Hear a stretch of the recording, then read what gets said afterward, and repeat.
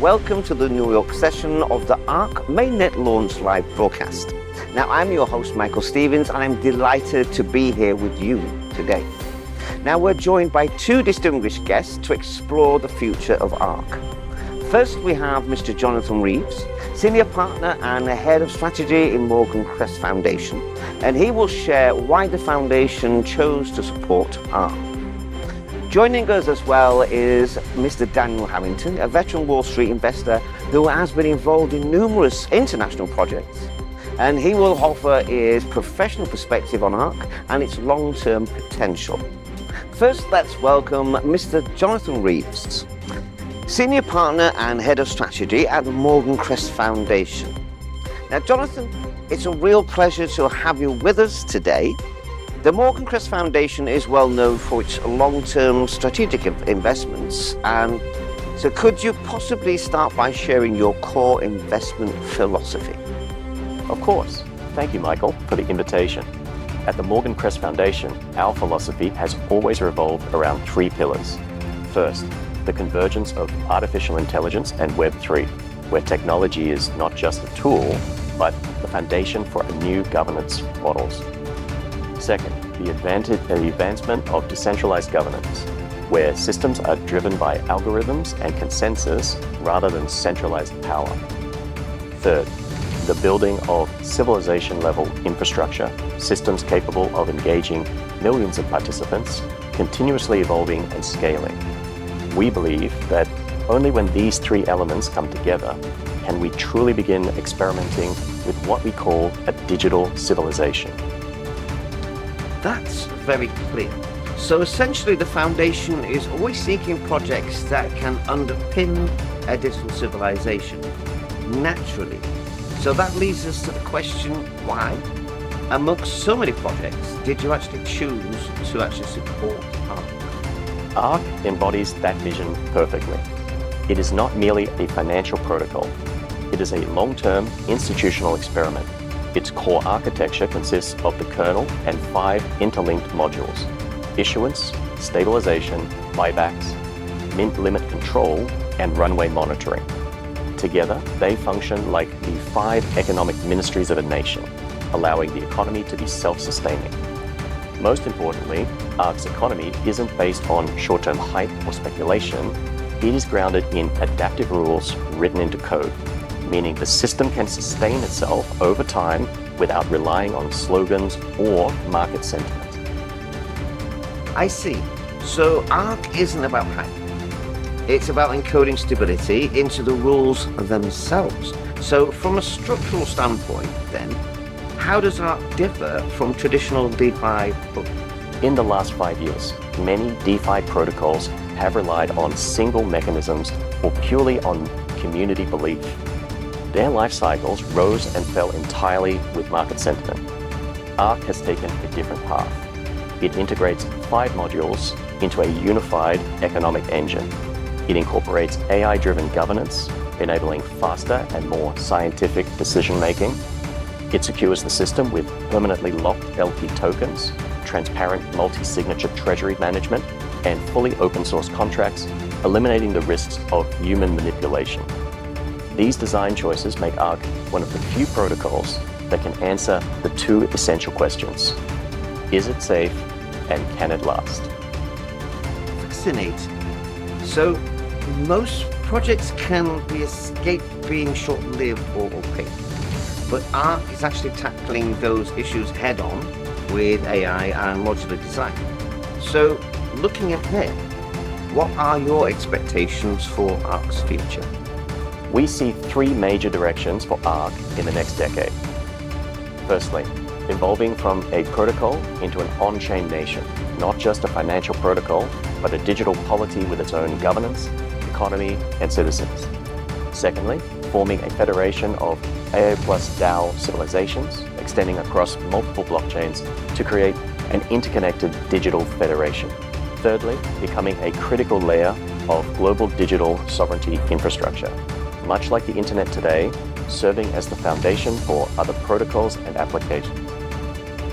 This is not just a technological breakthrough. It is a redefinition of governance and civilization itself. Well, that's an ambitious vision. ARK is something far greater than a protocol. So finally, let me ask, what role will Morgan Crest Foundation play in this journey? I want to stress this. The Morgan Crest Foundation is not just a financial backer, we are co-builders. We are committed to accompanying ARK through an institutional evolution and treasury governance.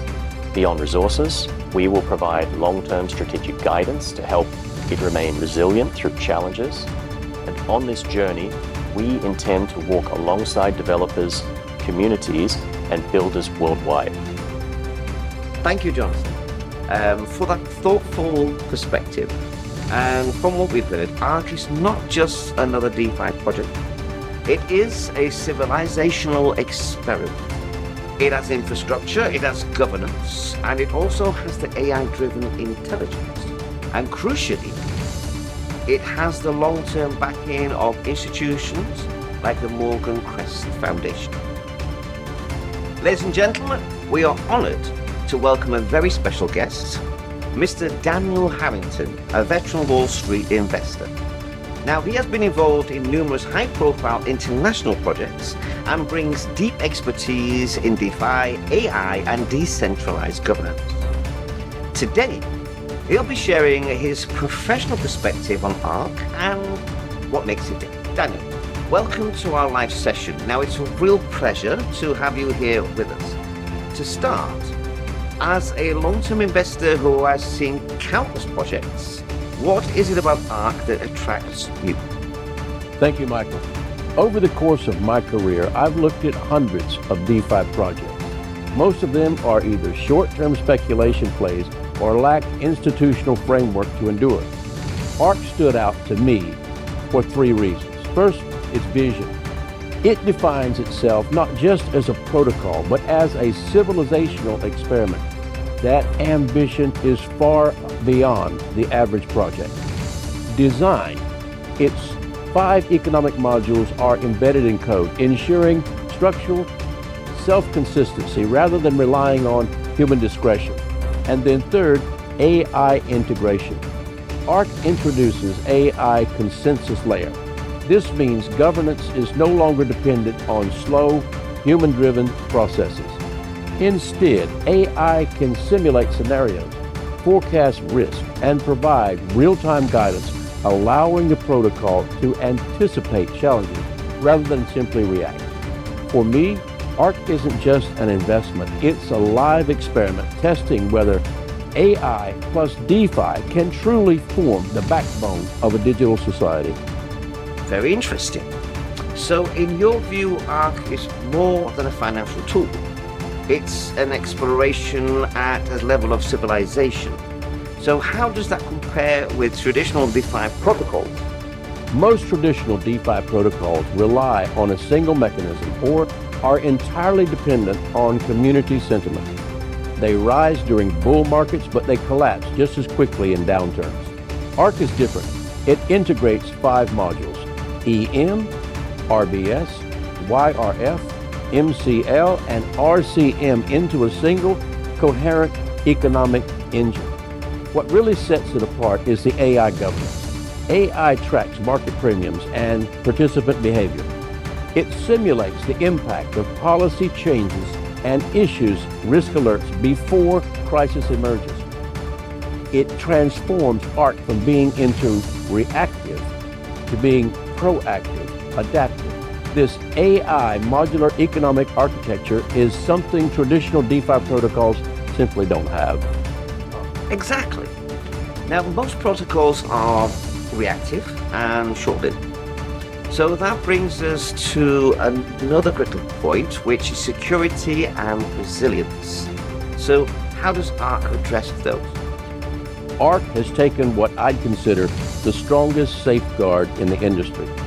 First, LP tokens are permanently locked. Rug pulls are impossible. Treasury managed via multi-signature. Every transaction is transparent and executed through DAO governance. Third, fully open source contracts. Every line of code is visible with no hidden backdoors.